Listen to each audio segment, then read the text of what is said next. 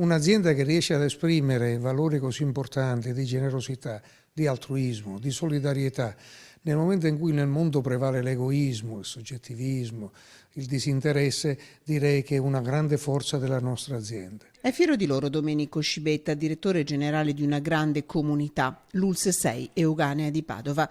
147 persone di buon cuore queste, infermieri, operatori sociosanitari, personale tecnico e amministrativo. Un collage di ore di ferie confezionato come ricco pacco regalo per 2 colleghi in difficoltà. 2 figli malati, bisogno di tempo per seguirli e accudirli. Il dono si è concretizzato in numeri importanti, 2.555 ore, 377 giorni di ferie, più di un anno. È una donazione assolutamente gratuita e soprattutto anonima. Chi dona non sa a chi dona e chi riceve questo beneficio non sa da chi l'ha ricevuto.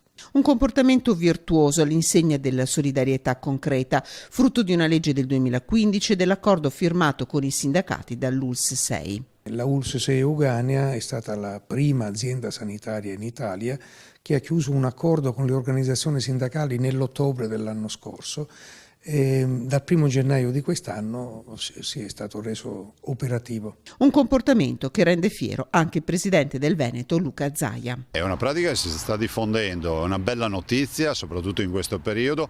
Accade spesso nelle aziende, ben venga che accada anche in un'azienda pubblica, quindi mie congratulazioni a chi ha avuto questa idea e dico che è una nuova formula di welfare aziendale, definiamola così, ma anche di donazione, no? Spesso si dice ma a Natale che regali fai? Ecco, questo è un bel regalo.